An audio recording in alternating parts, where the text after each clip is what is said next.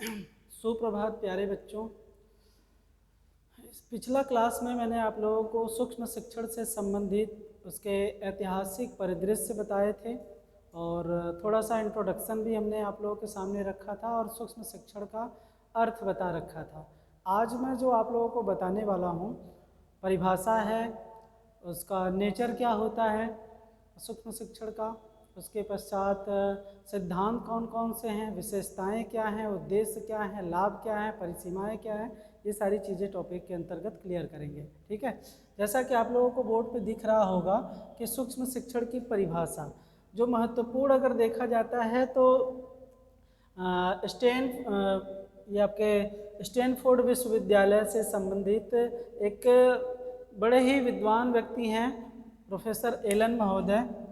Elon ने सबसे पहले सूक्ष्म शिक्षण की परिभाषा जो दिया था वो इस प्रकार से है कि सूक्ष्म शिक्षण सभी प्रकार की शिक्षण संबंधी क्रियाओं को छोटे छोटे भागों में विभक्त करना ही क्या कहलाता है, सूक्ष्म शिक्षण कहलाता है।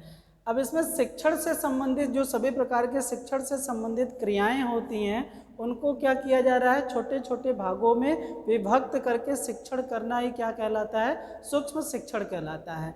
अब ये विभिन्न क्रियाएं कौन सी हैं, जिसमें हम सबसे पहले अगर बात करते हैं विभिन्न क्रियाओं की तो हम ये देखते हैं कि सूक्ष्म शिक्षण के अंतर्गत सबसे पहला जो पॉइंट आता है कि जो शिक्षण, जिस विषय वस्तु पे हम शिक्षण करने आते हैं वो भी हमारा क्या होता है, छोटा होता है, स्वरूप उसका छोटा लेते हैं। और जो छात्रों के संख्या होती है वो भी हमारा क्या होता है, छोटा समूह होता है, जिसमें कि विद्यार्थी 5 से 10 रखे जाते हैं। और हम अपने कक्ष में ही जो वास्तविक छात्र होते हैं, जो हमारे सहपाठी होते हैं, उन्हीं सहपाठियों के बीच में 6 मिनट की शिक्षण का कार्य करते हैं और एक समय में एक ही कौशल में निपुणता या दक्षता हासिल करने का प्रयास करते हैं।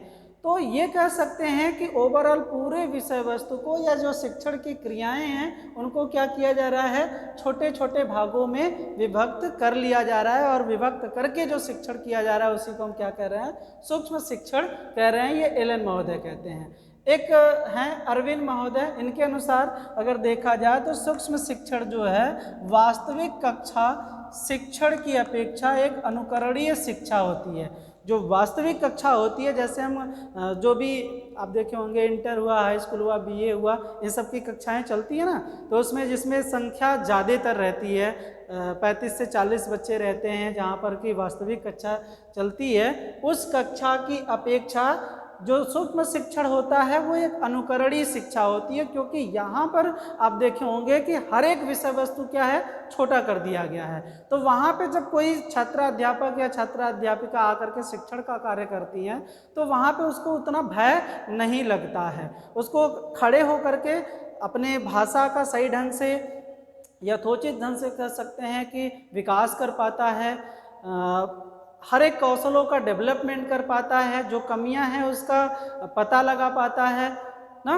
और ये भी कह सकते हैं कि वो जो उसके कक्षा के ही छात्र रहते हैं, सहपाठी रहते हैं, इसलिए उसमें कोई भी संकोच नहीं रहता है और वो आकर के शिक्षण करता है, इसलिए उसकी अपेक्षा ये क्या होता है, अनुकरणीय शिक्षा माना जाता है सूक्ष्म शिक्षण। ठीक है, ये कौन कह रहा है, ये अरविंद महोदय कह रहे हैं।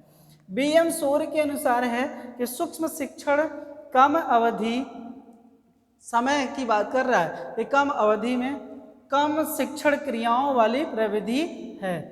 सूक्ष्म शिक्षण जो है कम अवधि का है, कितने मिनट का होता है, तो अगर देखा जाता है सूक्ष्म शिक्षण के सर्कल में जो शिक्षण की बात की गई है वो 6 मिनट की बात की गई है, तो यहाँ पर 6 ही मिनट में आपको क्या करना है, शिक्षण का कार्य करना है ना।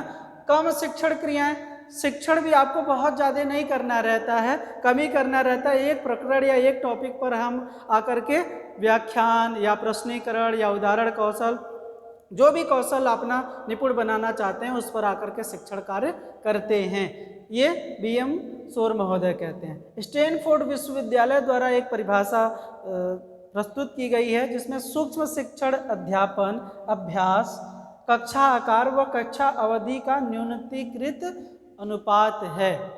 ये स्टैनफोर्ड विश्वविद्यालय द्वारा परिभाषा दी गई है, जिसमें कक्षा का आकार बताया गया है, छोटा है, अभ्यास छोटा किया जाता है क्योंकि इसमें क्या छोटे छोटे रूप में अभ्यास कराया जाता है, कम समय के लिए ही अभ्यास कर, और प्रत्येक उन 10 बच्चों को कहीं ना कहीं अभ्यास करने का मौका दिया जाता है, हर एक कौशल पे प्रशिक्षण उनको दिया जाता है और बारीकी से हर एक चीज़ों को उनको बताया जाता है, समझाया जाता है, जिससे कि उस कौशल में वो ज़्यादातर निपुण हो सकें। ठीक है, तो अभ्यास कराया जाता है। कक्षा का आकार जो होता है वो भी क्या होता है, छोटा होता है, 5 से 10 ही विद्यार्थी होते हैं। कक्षा की जो अवधि होती है वो भी छोटी होती है, तो न्यूनीकृत अनुपात होता है।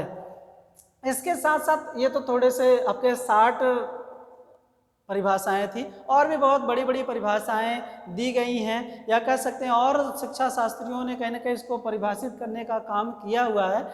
मैंने छोटे कह सकते हैं कि परिभाषा इसलिए लिया ताकि आपको आसानी से याद रहे, और ऐसे छोटे परिभाषाएं पूछ ली जाती हैं एग्जाम में, और पूछा जाता है कि ये परिभाषा किसके अनुसार है। तो ये अधिकतर परिभाषा आप देखे होंगे, तो यूपी टेट में, सी टेट में या बीटीसी के भी एग्जाम में कहीं ना कहीं ऐसा प्रश्न पूछ लिया जाता है, और पूछ लिया जाता है ये परिभाषा निम्न में से किसके अनुसार है।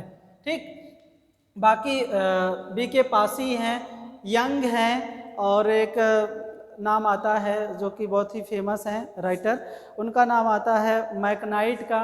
उसके साथ साथ आप देखेंगे तो बुश महोदय हैं, जिन्होंने कि सूक्ष्म शिक्षण को परिभाषित करने का काम किया है। तो बुश महोदय जो भी वो भी कहते हैं कि सूक्ष्म शिक्षण जो है वो शिक्षण प्रक्रिया को छोटे भागों में विभक्त करने, छोटे भाग का मतलब यहाँ पर ये है कि जो विषय वस्तु है एक प्रकरण रहता है, एक शिक्षण कौशल लेकर के आता है, और छात्रों की संख्या कम रहती है, 5 से 10 के बीच में ही, वास्तविक छात्रों के बीच में ही संपन्न की जाने वाली प्रक्रिया को ही हम क्या कहते हैं, सूक्ष्म शिक्षण कहते हैं। तो तमाम लोगों ने कहीं ना कहीं सूक्ष्म शिक्षण को परिभाषित करने का प्रयास किया है प्यारे बच्चों। ठीक है, तो इतने परिभाषाओं से थोड़ा सा आगे बढ़ते हैं, परिभाषा के आगे, और देखते हैं कि इन परिभाषाओं से क्या निष्कर्ष निकल के आता है।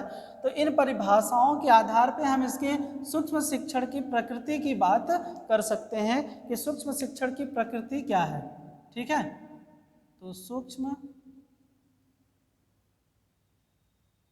शिक्षण की प्रकृति, नेचर ऑफ माइक्रो टीचिंग। तो अगर पहले सूक्ष्म शिक्षण की नेचर की बात किया जाए प्यारे बच्चों, तो परिभाषाओं से निकल करके आता है कि जो सूक्ष्म शिक्षण होता है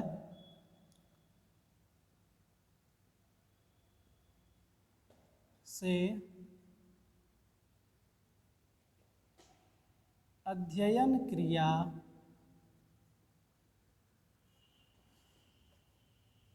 का, या सूक्ष्म शिक्षण, ठीक है, से अध्ययन क्रिया का लघु रूप है। सूक्ष्म शिक्षण, सिर्फ यही रखते हैं, से सेंटेंस गलत हो जा रहा है। सूक्ष्म शिक्षण जो है अध्ययन क्रिया का क्या है, लघु रूप है। ठीक, दूसरी बात अगर किया जाए तो सूक्ष्म शिक्षण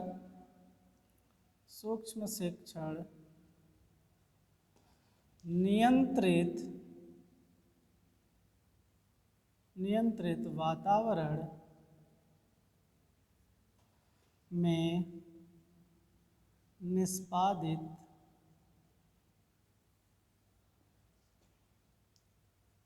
की जाने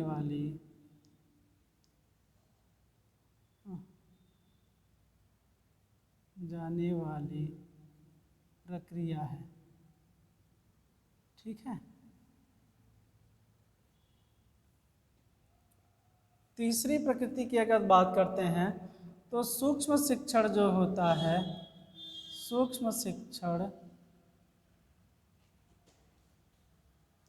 के द्वारा शिक्षण कौशल का विकास किया जाता है।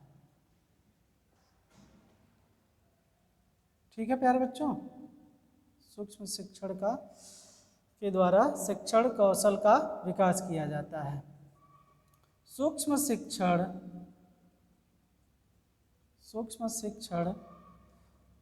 वैयक्तिक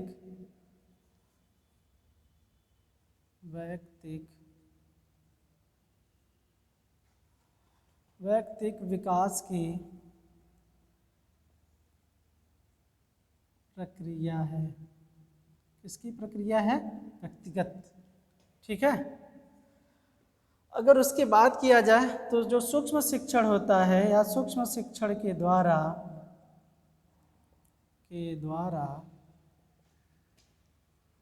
निदानात्मक कार्य किए जाते हैं। इतने पॉइंट को मैं थोड़ा सा डिटेलिंग कर लूँ पहले, आप लोग समझिए।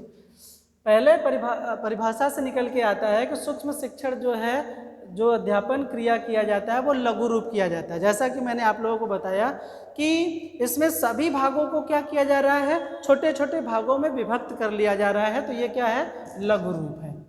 ठीक है, अध्ययन क्रिया के लघु रूप है। और जो सूक्ष्म शिक्षण किया जा रहा है वो किसमें किया जाता है? तो नियंत्रित वातावरण में ये क्रिया कहीं ना कहीं किया जाता है। क्योंकि आप देखेंगे तो जहाँ पर जो वास्तविक शिक्षण है या पारंपरिक जो शिक्षण है, अगर उसमें बात किया जाए तो उसमें जो छात्र रहते हैं, छात्रों की संख्या 35 से 40 तक रहती है। तो वहाँ पर अनुशासन बनाना थोड़ा सा मुश्किल है। और वहाँ पर अगर जो छात्राध्यापकों को अचानक से या फिर ले जाएंगे शुरुआत में ही, वहाँ पर जब प्रैक्टिस कराएंगे तो हो सकता है उन बच्चों के सामने उतने अच्छे तरीके से वो शिक्षण कार्य न कर पाए। और जब शिक्षण कार्य नहीं कर पाएंगे तो उनका कौशल का जो डेवलपमेंट है वो सही ढंग से नहीं हो पाएगा। इसलिए हम जब नियंत्रित वातावरण का मतलब उन्हीं के समक्ष जो बच्चे हैं, साथ में जो पढ़ते हैं, उनके ही साथ जब हम ये अभ्यास कराते हैं जिसमें अनुशासन भी बना रहेगा, ठीक है, और एक दूसरे का सहयोग भी करेंगे, तो कहीं ना कहीं ये क्रिया ज़्यादा अच्छे तरीके से अपनाई जा सकती है। उसके बाद सूक्ष्म शिक्षण के द्वारा शिक्षण कौशल का विकास होता है। मैंने बताया कि इसमें जो कौशल होते हैं, कौशल कौन कौन से? जैसे मान लीजिए पाठ प्रस्तावना कौशल हो गया, व्याख्यान कौशल हो गया, प्रश्नीकरण कौशल हो गया, उदाहरण कौशल हो गया, पाठ समापन कौशल हो गया, सैंपट लेखन कौशल हो गया, पुनर्वलन कौशल हो गया, उद्दीपन कौशल हो गया। तो इन सभी कौशलों में से किसी एक कौशल को क्या करेगा? निपुण होगा, है कि नहीं? तो उसी कौशलों का क्या करे, सूक्ष्म शिक्षण के द्वारा बच्चे का डेवलपमेंट कराया जाता है। सूक्ष्म शिक्षण व्यक्तिक विकास की प्रक्रिया है। किसी एक बच्चे को क्या किया जाएगा? छात्राध्यापक बनाया जाएगा, और या फिर वो आएगा छात्राध्यापक बन करके और एक कौशल में वो निपुण किया जाएगा, और तब तक उसको बुलाया जाएगा जब तक कि उस कौशल में वो निपुण ना हो जाए। तो वो टीचिंग तब तक वो करता रहेगा जब तक कि उसको निरंतर करता रहेगा, कह सकते हैं कि जब तक उस कौशल में निपुण ना हो जाए। जैसे मान लीजिए कि एक बार आया टीचिंग करने के लिए, 6 मिनट का टीचिंग किया, फिर उसको प्रतिपुष्टि प्रदान किया गया, तो जो कमियां रही अब जब दूसरे बार आएगा तो फिर उस कमियों को ध्यान में रख करके लेसन प्लान बना करके लेके आएगा, प्लानिंग करके आएगा, पढ़ाएगा, तो उन कमियों को दूर करेगा। और फिर भी अगर कोई कमी निकलती है तो तीसरी बार फिर बुलाया जाएगा। तो तब तक उसको शिक्षण के लिए बुलाया जाएगा जब तक कि वो शिक्षण में निपुण ना हो जाए या कौशल में निपुण ना हो जाए। तो ये क्या है? वैयक्तिक विकास की प्रक्रिया है। जो बच्चा यहाँ पर अभ्यास करने के लिए आएगा उसी का विकास किया जाएगा। ठीक है, सबका विकास नहीं होगा, जो शिक्षण कार्य करेगा उसका विकास होगा। सूक्ष्म शिक्षण के द्वारा निदानात्मक कार्य भी किए जाते हैं। यहाँ पर क्या है? पहले समस्या का पता लगाया जाता है और समस्या को बच्चों के साथ अवगत कराया जाता है। तभी जब तक बच्चे को समझ में नहीं आएगा कि हमारी कमी कहाँ है, तब तक वो उसका कहीं ना कहीं निदान नहीं कर सकता है। तो इसलिए यहाँ पर क्या किया जाता है? समस्या को बच्चों को बताया जाता है ताकि उस समस्या का वो दूर भी कर सके। तो इसलिए एक ऐसी प्रक्रिया है, निदानात्मक कार्य इसमें किए जाते हैं। ठीक है, उसके पश्चात देखते हैं इसका और क्या नेचर है। समझ में आ रहा है ना सबको? इसको नोट कर लीजिएगा साथ साथ में। सूक्ष्म शिक्षण के द्वारा नेक्स्ट जो भी है अपना डाल लीजिएगा, मेरे ख्याल से 6 है। सूक्ष्म शिक्षण के द्वारा शिक्षण की जटिलताएं एवं कठिनाई को दूर किया जाता है। ठीक है, क्योंकि सूक्ष्म शिक्षण के द्वारा शिक्षण में जो भी जटिलताएं आ रही हैं, कठिनाइयां आ रही हैं, उसको बार बार अभ्यास करेगा तो वो दूर किया जाएगा। ठीक है, नेक्स्ट है सूक्ष्म शिक्षण के द्वारा शिक्षकों को शिक्षण में सुधार करने का अवसर प्रदान किया जाता है। ठीक है, इसमें सूक्ष्म शिक्षण के द्वारा आप देखे होंगे शिक्षकों को शिक्षण में, क्योंकि मैंने बताया अभी ना कि जब भी वो शिक्षण कार्य करने आएगा तो जो कमियां रहेंगी उस कमियों को बताया जाएगा। जब बताया जाएगा तो जो शिक्षण रहेगा उसमें क्या करेगा, वो सुधार करेगा, है कि नहीं। जब कमियों को पता चल गया तो नेक्स्ट बार जब भी वो शिक्षण कार्य करने आएगा तो शिक्षण में क्या करेगा, सुधार किया जाएगा। तो ये अवसर उसको बार बार प्रदान किया जाता है, दूसरी बार, तीसरी बार, चौथी बार, तब तक उसको ये अवसर दिया जाएगा जब तक कि उस कौशल में निपुण ना हो जाए। लास्ट मान लीजिए 7वां है, ये 8वां या 9वां जो भी है पॉइंट में लिख लीजिएगा। सूक्ष्म शिक्षण विश्लेषण या विश्लेषणात्मक प्रणाली पर आधारित होता है। ठीक है, विश्लेषण प्रणाली मतलब विषय वस्तु को क्या करना, छोटे छोटे भागों में विभक्त करके उसका अध्ययन करना। तो इसमें सूक्ष्म शिक्षण में क्या किया जाता है, विषय वस्तु को छोटा कर लिया जाता है, छात्रों को छोटा कर लिया जाता है, आकार, छात्रों के आकार को छोटा कर लिया जाता है। फिर उसके बाद कौशल, एक ही कौशल को हमें प्रशिक्षण लेना रहता है एक समय में। और उसके बाद समयावधि भी छोटा, मतलब कह सकते हैं पूरी जो शिक्षण प्रणाली रहती है उसको विश्लेषण कर लिया जाता है। ठीक है, तो ये परिभाषाओं से कहीं ना कहीं इसके नेचर का हमें पता चलता है। ठीक है प्यारे बच्चों, चलिए आगे बढ़ते हैं थोड़ा सा। ये तो हो गया सूक्ष्म शिक्षण की प्रकृति ना, इसको भी मिटा देते हैं। अब उसके बाद है सूक्ष्म शिक्षण के सिद्धांत, प्रिंसिपल्स ऑफ माइक्रो टीचिंग।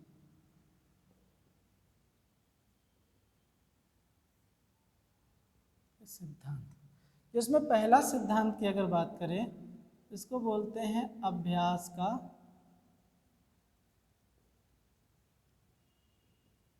सिद्धांत। दूसरा जो सिद्धांत है वो आपका है प्रबलन का सिद्धांत, इसको बोलते हैं रीइंफोर्समेंट। तीसरा है सूक्ष्म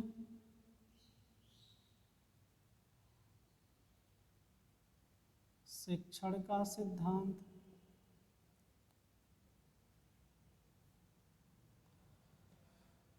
ठीक है प्यारे बच्चों, उसके बाद है निरंतरता का सिद्धांत।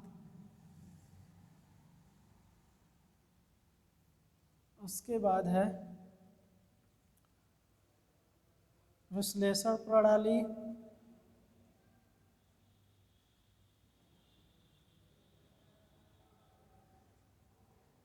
का सिद्धांत।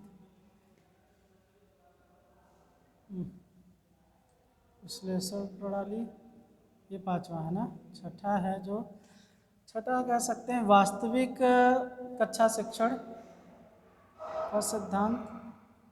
तो वास्तविक कक्षा शिक्षण होता है कक्षा शिक्षण। ठीक है प्यारे बच्चों, एक एक पॉइंट को मैं समझा रहा हूँ, ध्यानपूर्वक समझिएगा, क्योंकि ये सिद्धांत बहुत महत्वपूर्ण होते हैं। अगर आप सिद्धांतों को समझ रहे हैं तो इसका मतलब कि आप माइक्रो टीचिंग को अच्छे तरीके से समझ पा रहे हैं। पहला है अभ्यास का सिद्धांत। तो अभ्यास के सिद्धांत की अगर बात किया जाए प्यारे बच्चों, तो आप देखेंगे कि सूक्ष्म शिक्षण जो होता है, शिक्षण का वास्तव में जो एक शिक्षक होता है, उस शिक्षक को बनने से पूर्व जो अभ्यास करता है ना, वो एक तरीके का जो अभ्यास कराया जाता है, तो उसमें जो शिक्षण कार्य होता है, उस शिक्षक कार्य में आप देखेंगे तो जो टीचर होता है, शिक्षक के द्वारा ये भी लगातार प्रयास किया जाता है कि उस शिक्षण कौशल में क्या हो, निपुण हो जाए। जब ये निरंतर अभ्यास करता रहता है तब तो वो निपुणता हासिल करता है, लेकिन अगर ये निरंतर अभ्यास नहीं होता है तो उतना सही ढंग से उस कौशल में निपुण नहीं हो पाता है। इसलिए अभ्यास का होना बहुत जरूरी होता है, क्योंकि जब तक वो अभ्यास करता रहेगा, मतलब शिक्षण का कार्य वो बार बार आकर के करता रहेगा, तब तक वो शिक्षण कौशल में निपुण उतना ज़्यादा होता चला जाएगा। लेकिन अगर वो अभ्यास उसका सही ढंग से नहीं हो पाता है, निरंतर नहीं हो पाता है, तो कहीं ना कहीं कह सकते हैं कि उतना अच्छा उसका शिक्षण कौशल का डेवलपमेंट नहीं हो पाएगा। अगर देखा जाए तो शिक्षण अभ्यास कराने के लिए, जैसा हम माइक्रो टीचिंग में बात करते हैं कि शिक्षण अभ्यास जब कराते हैं तो उसी वास्तविक कक्षा के जो बच्चे रहते हैं, जिनमें छात्रों का समूह हम यहाँ से कम कर लेते हैं, 5 से 10 छात्र रहते हैं, कम समयावधि भी रहती है जिसमें 6 मिनट में ये शिक्षण अभ्यास करते हैं, एक कौशल पे अभ्यास करते हैं ना, तो उसी के बीच में ये अभ्यास कराया जाता है जो वास्तविक छात्र रहते हैं। तो इसमें अभ्यास कहीं ना कहीं बहुत अच्छे तरीके से बच्चों का हो पाता है। इसी को हम क्या कहते हैं, अभ्यास का सिद्धांत कहा जाता है। ठीक है, इसमें पाठ्यक्रम का जो आकार होगा वो भी छोटा होगा। ठीक, दूसरा है सूक्ष्म शिक्षण का सिद्धांत।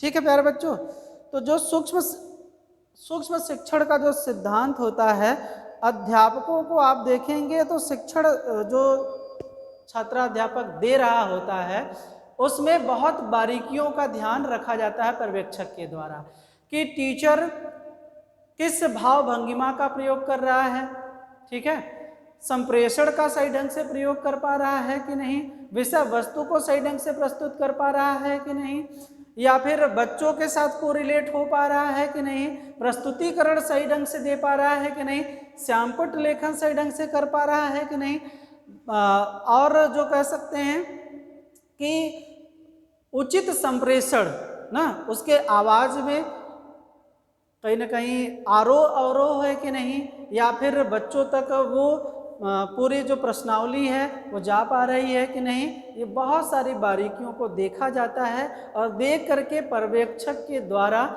निर्देश दिया जाता है कि, या आप कह सकते हैं रेनफोर्समेंट प्रतिपुष्टि प्रदान किया जाता है, जिससे कि फिर से वो दोबारा क्या कर सके, अपने शिक्षण में सुधार कर सके। इसलिए सूक्ष्म शिक्षण को क्या किया जाता है, छोटे छोटे भागों में विभक्त करके शिक्षण का कार्य कराया जाता है। ठीक है, अब यहाँ से जो पर्यवेक्षक होता है, वो पर्यवेक्षक के सामने आप देखे होंगे तो एक निर्धारण मापनी रहता है, स्केल जिसको हम कह सकते हैं, जिसमें उसके इन्हीं सारे विधियों के द्वारा, या फिर कह सकते हैं जो उसने अच्छे ढंग से संप्रेषण किया, घटकों का प्रयोग किया, उन सारे चीज़ों को वो देख करके उस निर्धारण मापनी पे रेटिंग स्केल लगाता है कि कितने अच्छे तरीके से सारे चीज़ों का टीचर ने प्रस्तुतिकरण किया और कितना प्रस्तुतिकरण करना अभी बाकी रह गया। जैसे अगर मैं कहूँ कि शिक्षण के दौरान क्या टीचर ने दृश्य श्रव्य सामग्री का प्रयोग किया कि नहीं किया, ठीक है, श्यामपट्ट लेखन करते समय क्या उसने दृश्य सामग्री शब्द का जैसे ब्लैक बोर्ड पे कुछ चित्र बनाया कि नहीं बनाया, ठीक है, उस पर रेखांकन किया कि नहीं किया, बच्चों से प्रश्नीकरण उचित ढंग से किया कि नहीं किया, प्रश्न पूछते समय क्या बच्चों को पहले ही खड़ा करवा दिया, बाद में प्रश्न पूछा कि नहीं। ये बहुत सारी बातें होती हैं जो छोटी छोटी चीज़ों को ध्यान में रखी जाती हैं। और एक चीज़ों का और सहारा पर्यवेक्षक लेता है, कभी कभी वीडियो रिकॉर्डिंग या ऑडियो रिकॉर्डिंग भी करके उस छात्राध्यापक को दिखाया और सुनाया जाता है, जिससे उसको उसकी कमी का पता लगता है। ठीक है, तो सूक्ष्म शिक्षण का सिद्धांत का भी प्रयोग किया जाता है। ठीक, अब उसके बाद है, सॉरी अच्छा तीसरा बताने लगे, चलो उसके बाद है प्रबलन का सिद्धांत ना।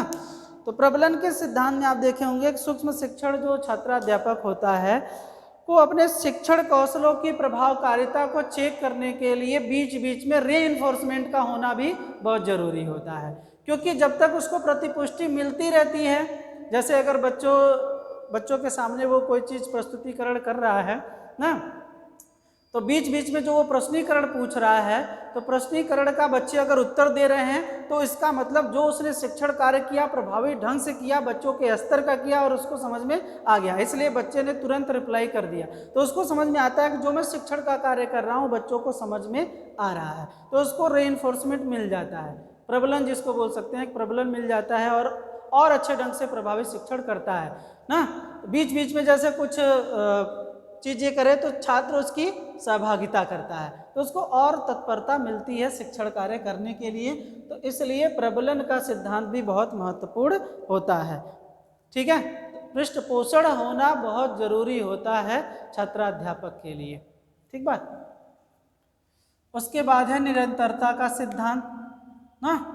तो देखिए निरंतरता का सिद्धांत मतलब जब वो शिक्षण कार्य करता है, अभ्यास करता है, तो ये निरंतर होना चाहिए।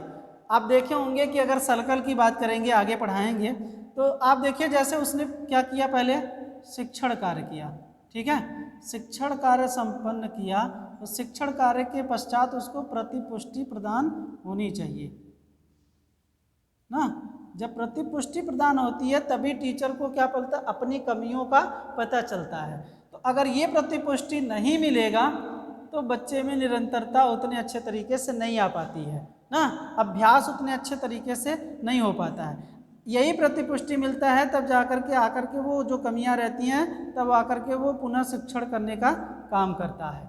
ठीक है, पुनः शिक्षण करेगा, पुनः प्रतिपुष्टि यहाँ पर मिलना जरूरी है, फिर से पुनः प्रतिपुष्टि मिलेगा,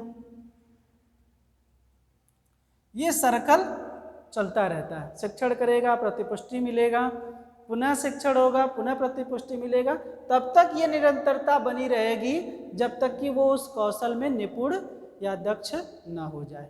ठीक है, तो ये अभ्यास के द्वारा ही होता है और वो अभ्यास उसको निरंतर कराया जाना चाहिए। जैसे अगर मान लीजिए प्रश्नीकरण का ही वो लेकर के कौशल सीखने आया है ना, तो प्रश्नीकरण का तब तक उसको अभ्यास कराया जाए, निरंतर कराया जाए जब तक कि वो प्रश्नीकरण में निपुण ना हो जाए। एक बार करेगा, शिक्षण कार्य किया, ठीक, प्रतिपुष्टि प्रदान किया गया, मतलब मूल्यांकन किया गया, जो कमी है बताया गया। जो देखिए जो प्रबलन भी होता है, रीइंफोर्समेंट दो तरीके का दिया जाता है, एक होता है पॉजिटिव, दूसरा होता है नेगेटिव। पॉजिटिव जो दिया जाता है कि जो चीज़ें अच्छी हैं, जैसे व्याख्यान अच्छा है, उसका स्पष्टीकरण अच्छा दे रहा है, तो वो उतना मेंटेन किए रहे। ठीक है, और जो कमियां हैं तो नकारात्मक दिया जाता है, जैसे बताया जाता है कि ये कमी है, तो कमी का मतलब ये है कि सुधार लाने के लिए ये प्रणाली अपनाई जाती है। कि जैसे बताया गया कि तुम्हारा राइटिंग अच्छा नहीं है, तो राइटिंग सुधारने के लिए ये नकारात्मक फीडबैक दिया गया, तो इसका मतलब जब भी वो नेक्स्ट बार आए तो यहाँ पर क सही ढंग से बनाए। ठीक है, तो इसलिए प्रतिपुष्टि का देना जरूरी है। तो ये तभी वो पुनः शिक्षण आएगा, फिर से सुधार करेगा और पुनः प्रतिपुष्टि दिया जाएगा, तो ये सर्कल तब तक चलता रहेगा जब तक कि ये इसमें निपुण ना हो जाए। विश्लेषण प्रणाली, तो मैंने बताया था कि सूक्ष्म शिक्षण में क्या किया जाता है, सभी शिक्षण क्रियाओं को छोटे छोटे भागों में विभक्त कर लिया जाता है, इसलिए इसको बोला जाता है विश्लेषण प्रणाली। जो प्रकरण होगा छोटा होगा, कक्षा का आकार छोटा होगा, कक्षा का समयावधि छोटी होगी, कक्षा का कौशल छोटा होगा, मतलब एक ही कौशल होगा ना, ये सारी चीज़ें कहीं ना कहीं छोटी होंगी, इसलिए इसको बोलते हैं विश्लेषण प्रणाली। वास्तविक कक्षा शिक्षण, वास्तविक कक्षा शिक्षण होता है इसलिए क्योंकि बीएड में, बीटीसी में, एमएड में, एमएड वाले तो नहीं करते हैं, लेकिन बीएड वाले, बीटीसी वाले जब करते हैं तो आप देखे होंगे कि उन्हीं छात्रों के बीच से ही 10 छात्र जो होते हैं उन्हीं से बीच से ही क्या किया जाता है, एक छात्र को यह अवसर दिया जाता है शिक्षण कार्य करने का। तो एक तो शिक्षक हो गया, बाकी छात्र बन जाते हैं ना, और उसी में से कोई पर्यवेक्षक बन जाएगा। तो ये कहीं ना कहीं वास्तविक ही होते हैं। ऐसा नहीं है कि हम पूर्वाभ्यास अगर कर रहे हैं तो बिल्कुल बनावटी बना दिया जाए। बनावटी नहीं होता है, बल्कि वही छात्रों के बीच से ही सारी चीज़ें की जाती हैं। इसलिए इसको बोलते हैं वास्तविक कक्षा शिक्षण। मतलब जो भी छात्र होंगे वो वास्तविक होंगे, बीएड के हों चाहे बीटीसी के हों, ठीक है। उन्हीं कक्षा के बीच में कहीं ना कहीं ये शिक्षण कार्य कराया जाता है, ठीक। तो ये सर्कल इस तरीके का शिक्षण कार्य के दौरान चलता है। आई होप आप लोगों को ये सारी चीज़ें समझ में आ गया होगा। शिक्षण के सिद्धांत, ठीक है। अब शिक्षण के सिद्धांत के अगर मैं बात करूं तो आप देखिए, जो शिक्षण का स्वरूप होता है उसको समझ लीजिए कि शिक्षण का स्वरूप क्या है। तो सूक्ष्म शिक्षण का स्वरूप कैसा होता है, ठीक है। तो सूक्ष्म शिक्षण एक ऐसे सूक्ष्म पदी कह सकते हैं, कैसा है, तो सूक्ष्म पदीय शिक्षण परिस्थिति होती है, शिक्षण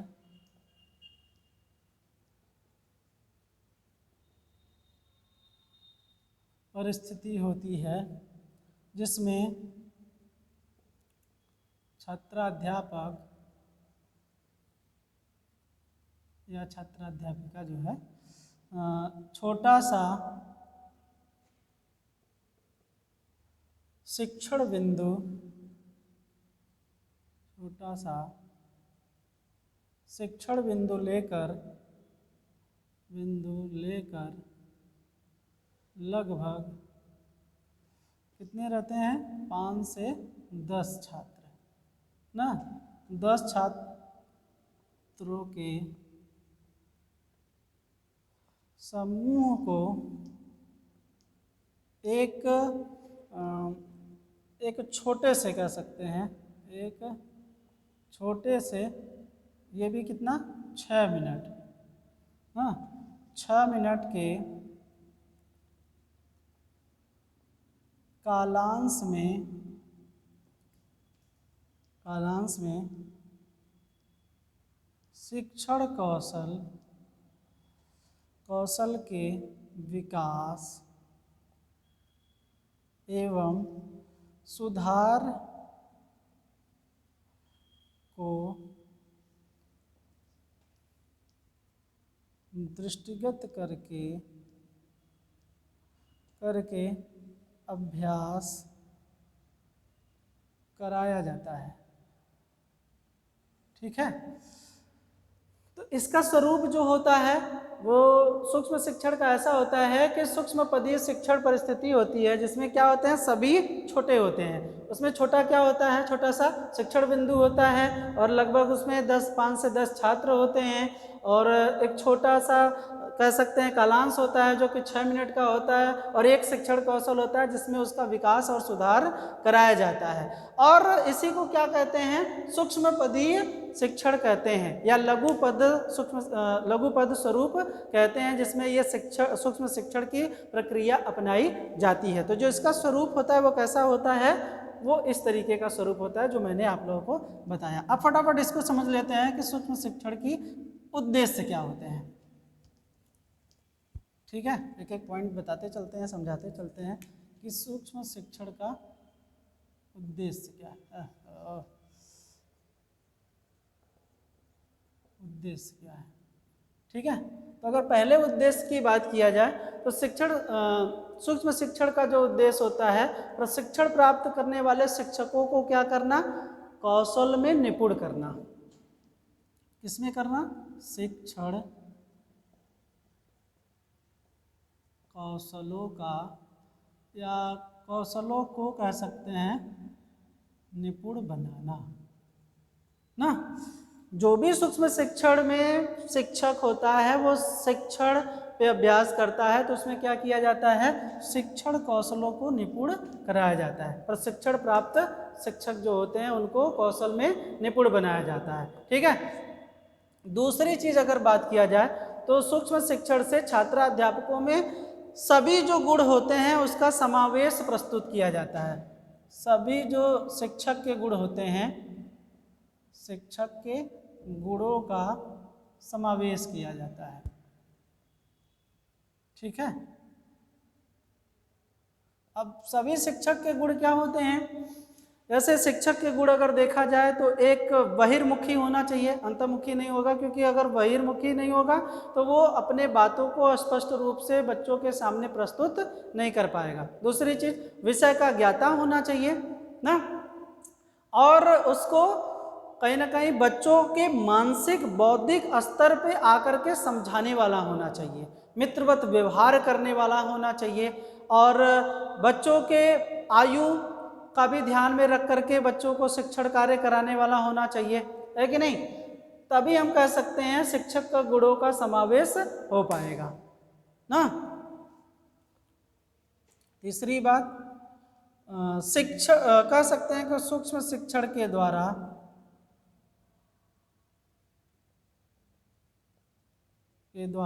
कक्षागत समस्याओं के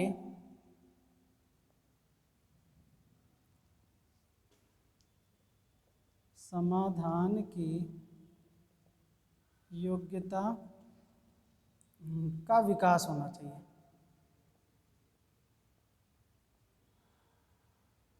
विकास करना, ठीक है, विकास करना। देखिए, सूक्ष्म शिक्षण के दौरान आप देखे होंगे या फिर वास्तविक शिक्षण के दौरान भी अगर आप देखते होंगे तो बहुत सारी कक्षा में समस्याएं आती हैं। जैसे कोई एक विशिष्ट बालक है, विशिष्ट में कह सकते हैं अपराधिक इसमें कहा, या पिछड़ा बालक है, या फिर प्रतिभाशाली भी है, अगर विशिष्ट में प्रतिभाशाली भी आते हैं, तो अगर इन बच्चों के सामने शिक्षण कार्य किया जा रहा है तो थोड़े से शिक्षण में बाधाएं उत्पन्न होती हैं। जैसे कि अगर प्रतिभाशाली बच्चा है तो एक बार में ही तुरंत समझ जाता है, तो जो पिछड़े बालक होते हैं अगर आप उनको समझाने का प्रयास करते हैं तो कहेंगे सर जी आगे बढ़िए, हमको समझ में आ गया ना, तो डिस्टर्ब। तो ऐसी समस्याओं को आप कैसे फेस करेंगे? या फिर मान लीजिए कोई बच्चा कह रहा है कि सर जी हमको नहीं समझ में आ रहा है, फिर से बता दीजिए, तो जो अच्छे बच्चे हैं, प्रतिभाशाली हैं, उनका नुकसान होता है। तो ऐसी परिस्थिति में आप कैसे उन समस्याओं का समाधान करेंगे, ऐसी योग्यता का भी विकास होता है आपके अंदर ना। या फिर कह सकते हैं कि आपके सामने बहुत सारी परिस्थिति ये भी बनती है, हर एक बच्चे, छोटे बच्चे हैं तो हर 2 मिनट पे कहेंगे सर जी बाथरूम लगा है, सर जी बाथरूम लगा है। ऐसी समस्याएं कहीं ना कहीं आपके सामने आती हैं। या फिर आप जहां ब्लैक बोर्ड की ओर कुछ भी लिखने पढ़ने के लिए स्टार्ट होते हैं, बताने के लिए स्टार्ट होते हैं, आपस में बच्चे मार कर लेते हैं या एक दूसरे का बाल खींचने लगते हैं, ऐसी समस्याएं आती हैं, तब आप उन समस्याओं को कैसे समाधान करेंगे, ये माइक्रो टीचिंग में कहीं ना कहीं बताया जाता है। ठीक है, इन सारी समस्याओं को समाधान करने की योग्यता भी आपको इसी सूक्ष्म शिक्षण के अंतर्गत ही आ पाता है। तो आप देखेंगे तो बहुत सारी समस्याएं कक्ष में उत्पन्न होती है, छोटे बच्चे जो उत्पन्न करते हैं। ठीक है, उसके पश्चात एक और यहीं पे लिख दें, छात्राध्यापकों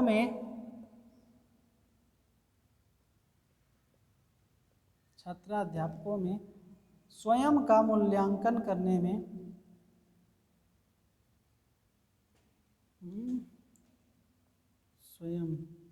स्वयं का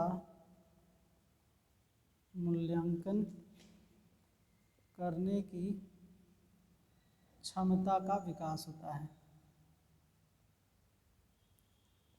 ठीक है, वो मूल्यांकन भी कर लेते हैं कि हमने आज अच्छे तरीके से पढ़ाया, आज मेरी ये कमियां रह गई ना, क्योंकि मैंने बताया कि ऑडियो टेप अगर वो रिकॉर्ड कर रहे हैं तो उसके द्वारा वो स्वयं से भी मूल्यांकन कर पाते हैं कि नहीं नहीं मैंने देखो यहाँ पर सही ढंग से नहीं बोल पाया, या इसका प्रस्तुतिकरण सही ढंग से नहीं प्रस्तुत कर पाए, या बच्चों से सही ढंग से प्रश्न नहीं पूछ पाए। तो ये बहुत सारी चीज़ें जब हम ऑडियो में या वीडियो रूप में सुनते हैं तो स्वयं का मूल्यांकन भी हम कर लेते हैं। ठीक है, उसके पश्चात देखते हैं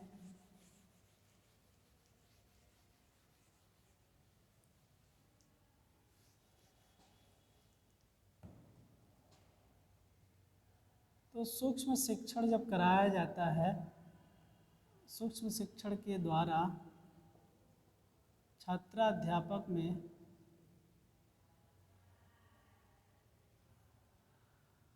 आत्मविश्वास में वृद्धि होती है ना। एक बार जब सूक्ष्म शिक्षण कर लेते हैं, खड़े होने लगते हैं, बोलने लगते हैं, प्रस्तुत करने लगते हैं, तब धीरे धीरे कहीं ना कहीं उनके आत्मविश्वास में क्या होने लगता है, वृद्धि होने लगता है। जितनी बार यहाँ पर आकर के खड़े होकर के वो प्रस्तुतिकरण करेंगे, उतनी बार उनका धीरे धीरे कहीं ना कहीं आत्मविश्वास बढ़ने लगता है। ठीक है, तो आत्मविश्वास में भी वृद्धि होती है। नेक्स्ट उद्देश्य ये है कि सूक्ष्म शिक्षण के द्वारा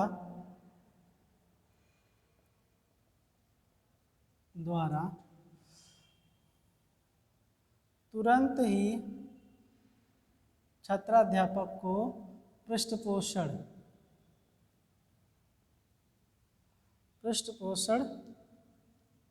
दिए जाते हैं, जिससे कि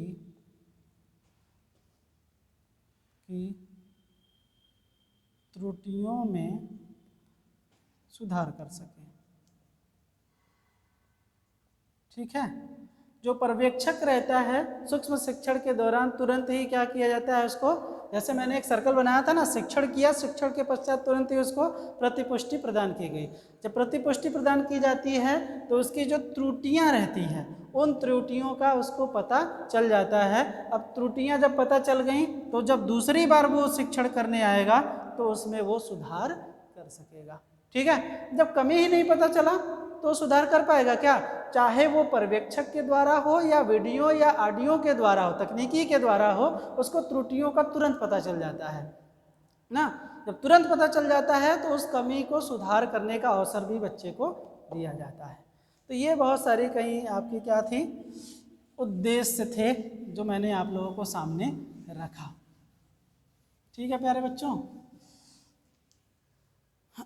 तो सूक्ष्म शिक्षण से संबंधित इतनी बातें मैंने आप लोगों को बताया, जो आप लोगों को समझ में आया होगा। और जहाँ पर नहीं समझ में आया होगा एक बार फिर से पूछ लीजिएगा कि सर ये पॉइंट सही ढंग से नहीं प्रस्तुत किया गया या नहीं समझ में आया, तो मैं उसको फिर से, मैं इसलिए थोड़ा फास्ट बता रहा था ताकि वीडियो बहुत लंबा हो जाता है तो आपको समझ में नहीं आता है, तो इसलिए मैं प्रयास करता हूँ कि जल्दी जल्दी आप लोगों को बता दूँ। नहीं तो अगर मैं इसी को विस्तार पूर्वक और बताने लगूँ तो ज़्यादा कहीं ना कहीं समय जाने लगता है। ठीक है, तो चलिए मैं नेक्स्ट वीडियो जो आपके सामने लेकर के आऊँगा उसमें सूक्ष्म शिक्षण के सर्कल की बात करेंगे। माइक्रो टीचिंग जो सर्कल होता है उसके व्यापक पैमाने पर चर्चा करेंगे हम लोग। अभी के लिए इतना रखते हैं, धन्यवाद।